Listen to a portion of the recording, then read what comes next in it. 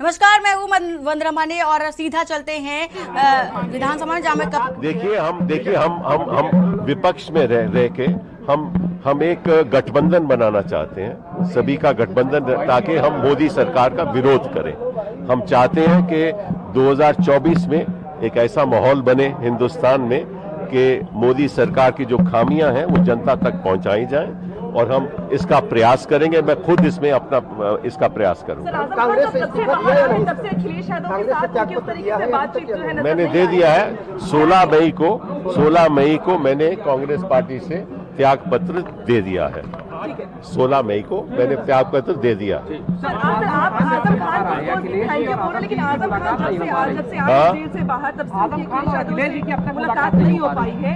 क्या आजम खान और अखिलेश जी की अब तक मुलाकात नहीं। अरे भैया, आप देखिए, मैं यहाँ आया हूँ, ये सवाल अब हमसे काहे को पूछ रहे हैं?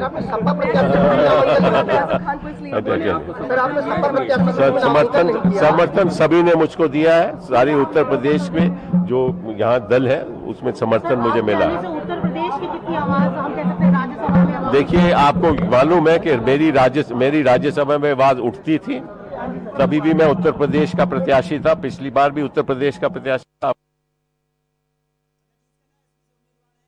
एक खबर आपको ये बता रहे हैं कि 16 मई को इस्तीफा दे चुके हैं कांग्रेस के प्रमुख नेता कपिल सिब्बल, क्योंकि कपिल सिब्बल अभी आप उनको सुन रहे थे, जिन्होंने कहा कि उन्होंने पहले से ही 16 मई को इस्तीफा दे दिया था कांग्रेस पार्टी से और वो अब समाजवादी पार्टी के साथ हैं। और इसके साथ ही समाजवादी पार्टी की ओर से राज्यसभा सदस्य के रूप में उन्होंने पर्चा भी दाखिल कर दिया है। तो ये बड़ी और अहम खबर हम आपको दे रहे हैं, जहां पर 16 मई को कपिल सिब्बल ने इस्तीफा भी दे दिया है। बाकायदा बताते हुए उन्होंने कहा कि उन्होंने 16 मई को इस्तीफा दे दिया है पार्टी से, और इसके साथ ही अब वो समाजवादी पार्टी के साथ है और पूरा उत्तर प्रदेश का समर्थन भी उनके साथ मिल रहा है। इसके साथ ही उन्होंने ये भी कहा कि पार्टी का भी समर्थन भरपूर तरीके से उन्हें मिल रहा है और वो अब समाजवादी पार्टी के साथ हैं। तो ये बड़ी और अहम जानकारी हम आपको दे रहे हैं, जहां पर 16 मई की तारीख को कपिल सिब्बल ने कांग्रेस पार्टी से इस्तीफा दिया था और इसके बाद राज्यसभा की सदस्यता के लिए अभी उन्होंने पर्चा भी दाखिल कर दिया है और कुछ ही देर में, और इसके साथ ही कांग्रेस पार्टी को छोड़ दिया है कपिल सिब्बल ने, और कपिल सिब्बल ने इस बात की पूरी तरह से पुष्टि भी कर दी है।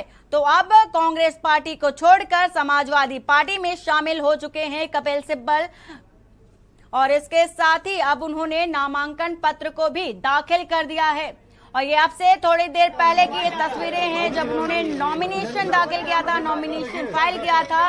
ये थोड़ी देर पहले की ये तस्वीरें हम आपको दिखा रहे हैं। और इसके साथ ही कपिल सिब्बल ने राज्यसभा सदस्य के लिए पर्चा दाखिल करते नजर आए थे समाजवादी पार्टी की ओर से। और इसके साथ ही उन्होंने अभी बयान देते हुए कहा है कि कांग्रेस पार्टी को उन्होंने 16 मई को इस्तीफा दे दिया था और इस्तीफा देने के बाद वो अब समाजवादी पार्टी में शामिल हो चुके हैं। तो ये पुष्टि करते नजर आए कपिल सिब्बल और कांग्रेस को छोड़कर समाजवादी पार्टी में शामिल हो चुके हैं कपिल सिब्बल। और इसके साथ ही जाने माने देश के अधिवक्ता हैं, जाने माने देश के बड़े दिग्गज नेताओं के नाम में शामिल होते हैं कपिल सिब्बल, और अब समाजवादी पार्टी में शामिल हो चुके हैं। तो कांग्रेस पार्टी को इस्तीफा दे चुके हैं 16 मई को और समाजवादी पार्टी का दामन थाम लिया है कपिल सिब्बल ने। और इसके साथ ही 3 बड़े नेता आज नॉमिनेशन फाइल करेंगे। अखिलेश यादव को भी आपने सुना, जिन्होंने कहा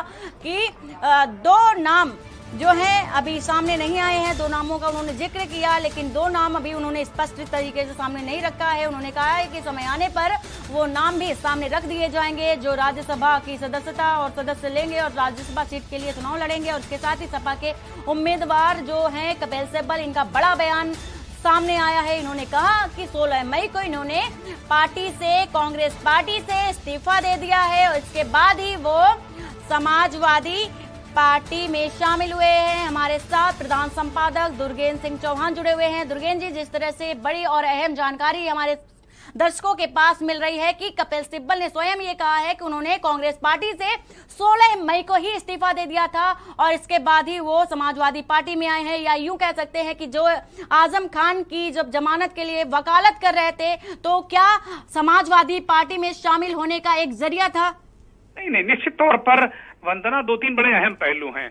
कपिल सिब्बल बहुत दिनों से नाराज चल रहे थे, नेतृत्व पर सवाल उठा रहे थे। वो कह रहे थे कि भाई अब कांग्रेस को अपना अध्यक्ष चुन लेना चाहिए। G23 के प्रमुख नेता थे गुलाम नबी आजाद, उसकी अगुवाई कर रहे थे। इस बीच कपिल सिब्बल का जो राज्यसभा का कार्यकाल खत्म हो चुका था, कांग्रेस के तरफ से इतना उन्होंने नेतृत्व पर बयान इतने सारे दे दिए थे कि उनको इस बात का पूरा एहसास हो गया था कि वो कांग्रेस पार्टी अब उन्हें राज्यसभा नहीं भेजेगी। ये तय हो गया था लगभग। तो इसके बाद कपिल सिब्बल के पास जाहिर सी बात है कि उनके पास कोई दूसरा ठिकाना उनको ढूंढना ही था। तो 2-3 ठिकाने उनके पास बड़े महत्वपूर्ण थे। एक तो वो झारखंड से जा सकते थे, क्योंकि जो हेमंत सोरेन है वहां के चीफ मिनिस्टर, उनके मुकदमों की वो पैरवी कर रहे हैं। देश के जाने माने बड़े वकील हैं और मुख्य पेशा उनका वकालत ही है। तो कुल मिलाकर इसके अलावा आजम खां की जमानत को लेकर कपिल सिब्बल ने हाल में जो प्रयास किए, उससे आजम खां की जमानत हुई। तो आजम खां बेहद शुक्रगुजार हैं। वो कह रहे हैं कि भाई लगातार ट्वीट करके उन्होंने कहा था कि कपिल सिब्बल जैसा नेक इंसान तो दुनिया में है ही नहीं जिसने बिना किसी लाग लपट के मदद की और फीस नहीं ली। वो कह रहे हैं कि आजम खां ने ट्वीट में साफ कहा कि मैं तो उनकी 1 तारीख की फीस अदा करने की हैसियत में नहीं था। इसका मतलब आजम खां जिस वकील की 1 तारीख की फीस नहीं अदा कर सकते, आजम खां की भी माली हैसियत इतनी कमजोर नहीं है। तो जाहिर है कि कपिल सिब्बल की बहुत मोटी फीस किसी केस के लिए वो लेते होंगे।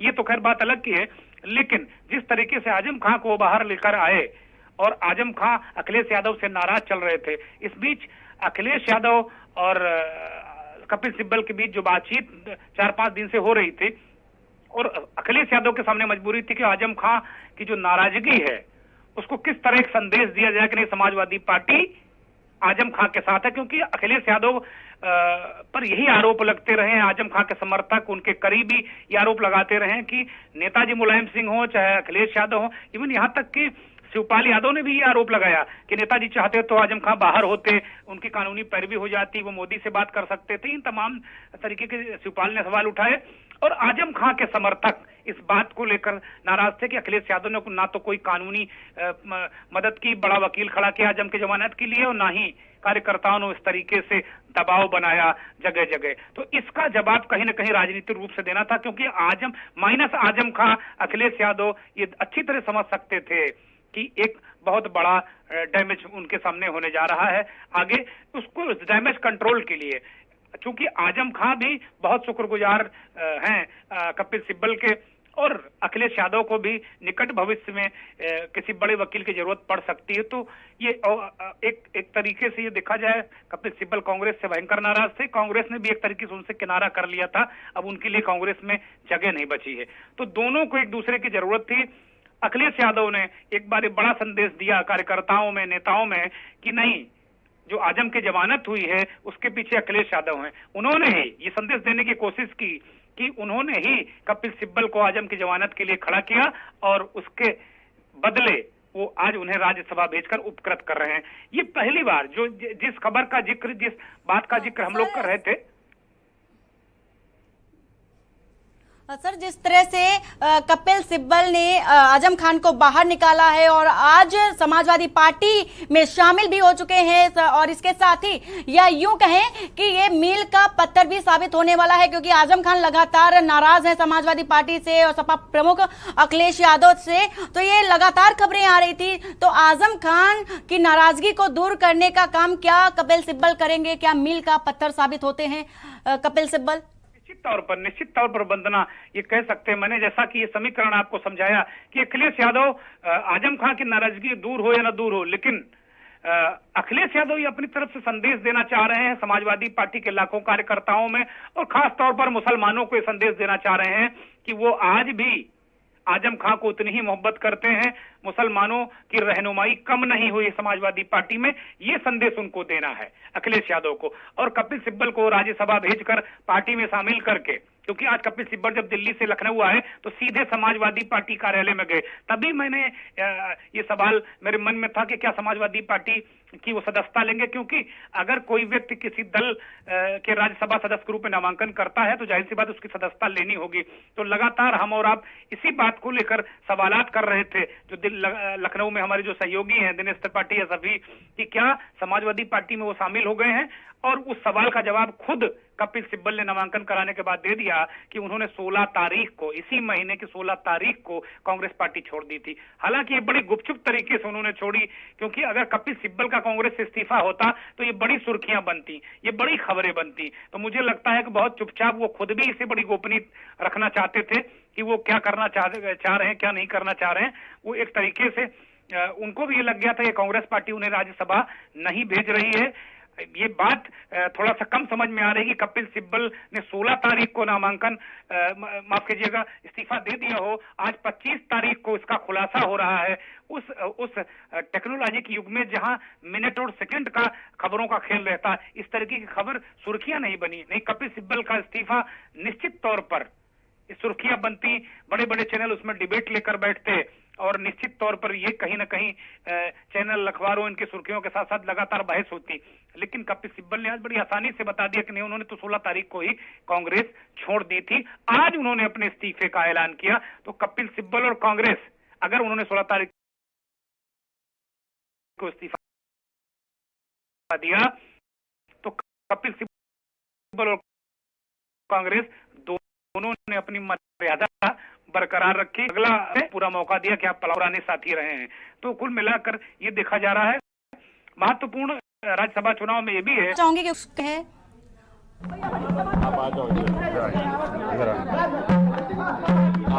क्या पूछना चाहते हैं?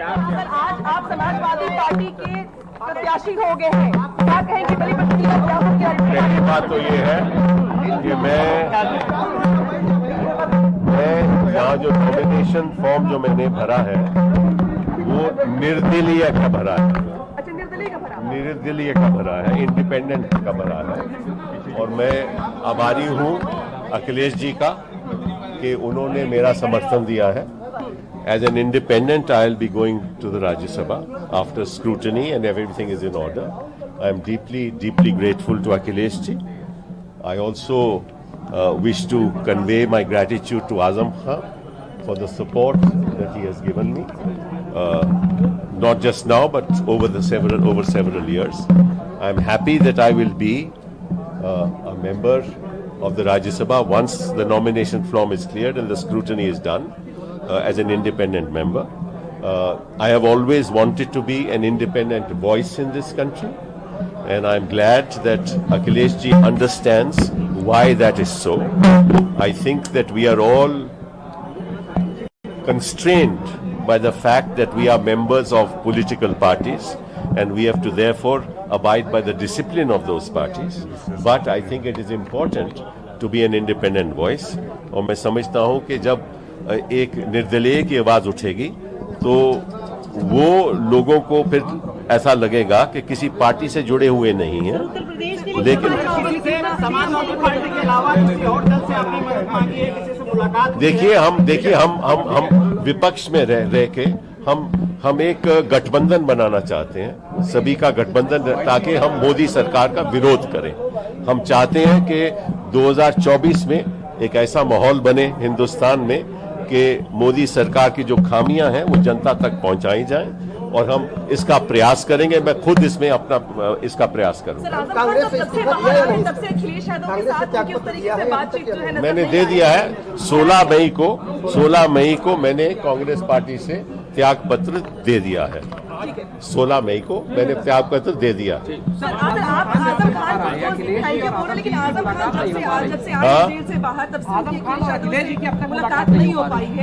क्या आजम खान और अखिलेश जी की अब तक मुलाकात नहीं। अरे भैया आप देखिए, मैं यहाँ आया हूँ, ये सवाल अब हमसे काहे को पूछ रहे हैं?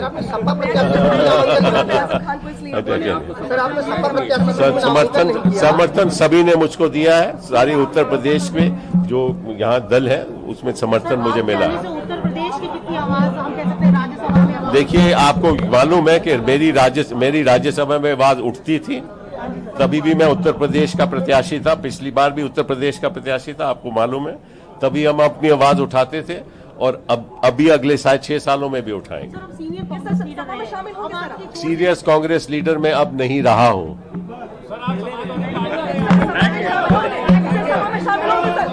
सभा में शामिल होंगे आप? अरे निर्दलीय कर चुके हैं भाई।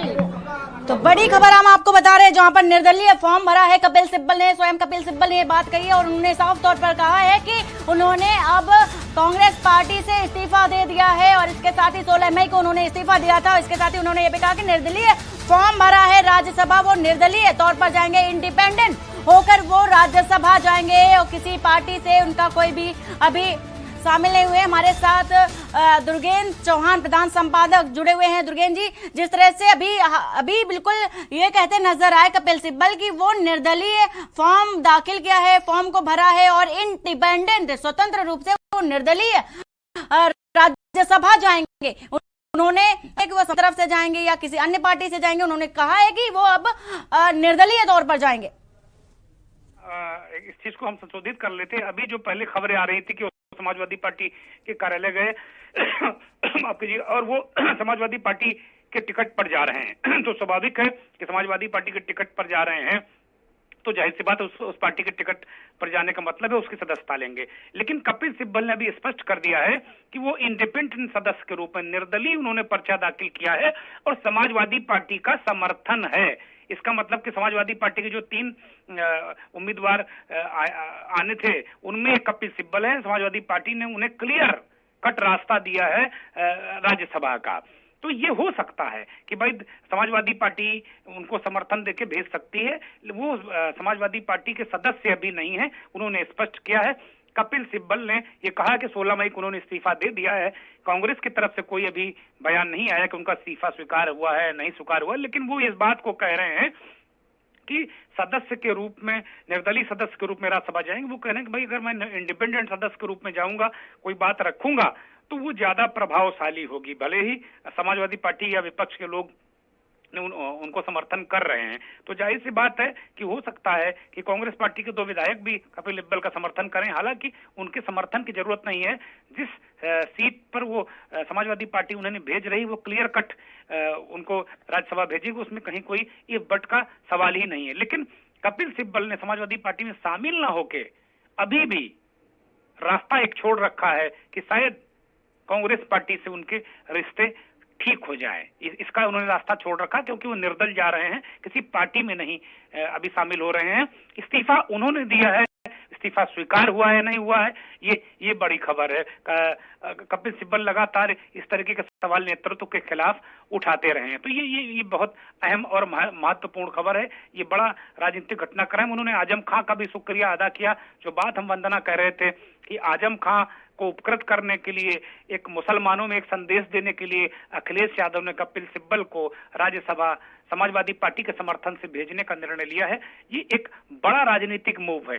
2 और नाम आ रहे हैं। एक नाम उनकी पत्नी का आ रहा है। ये कहा जा रहा है किसी पिछड़े या पिछड़े वर्ग के नेता को राज्यसभा भेजा जाएगा, लेकिन जो खबर आ रही है कि वो अपनी पत्नी को ही राज्यसभा भेज रहे हैं, डिंपल यादव को। वो नहीं अपनी पत्नी को कहीं से लोकसभा का चुनाव लड़ाना चाहते, ये स्पष्ट हो गया है। अगला जो लोकसभा लड़ेंगे वो अखिलेश यादव नहीं बल्कि मुलायम सिंह यादव चुनाव लड़ सकते हैं, क्योंकि अखिलेश यादव विधानसभा में है। लेकिन जावेद अली का नाम आ रहा है। जावेद अली राम गोपाल यादव के बेहद करीबी हैं और बहुत साइलेंट रह के एक अच्छे वक्ता के रूप में राज्यसभा में समाजवादी पार्टी का पक्ष वो रखते रहे हैं। लेकिन कपिल सिब्बल का समाजवादी पार्टी के सदस्य के बजाय निर्दलीय और समाजवादी पार्टी के समर्थन में जाना, कई तरीके से राज्यसभा जाना कई तरीके से कई राजनीतिक अभी विकल्प खोल कर रख रहा है। कपिल सिब्बल कह रहे हैं कि मेरा उद्देश्य है कि संपूर्ण विपक्ष को इकट्ठा करके मोदी के खिलाफ 2024 में एक बड़ा मोर्चा वो बनाएंगे। बिल्कुल दुर्गेंद्र जी, जिस तरह से अब कपिल सिब्बल ने स्वयं स्वीकार कर लिया है कि वो कांग्रेस पार्टी में नहीं रहेंगे और उन्होंने इस्तीफा दे दिया है 16 तारीख को। पूरी जानकारी दर्शकों तक पहुंचाने के लिए बहुत बहुत शुक्रिया दुर्गेंद्र जी आपका। और इसके साथ ही ये बड़ी और अहम खबर हम आपको बता रहे हैं, जहां पर 16 मई को कांग्रेस पार्टी से इस्तीफा दे चुके हैं कपिल सिब्बल और अब निर्दलीय पर्चा दाखिल किया है राज्यसभा सीट के लिए। उन्होंने कहा है कि हम किसी से गठबंधन नहीं कर रहे, लेकिन हाँ, विपक्ष में रहकर गठबंधन बनाना चाहिए, और वो गठबंधन वही बना रहे हैं जो कि 2024 में मोदी सरकार की जो खामियां हैं वो उठाना चाहते हैं एक पूरा गठबंधन बनाकर, ऐसा कपिल सिब्बल ने कहा।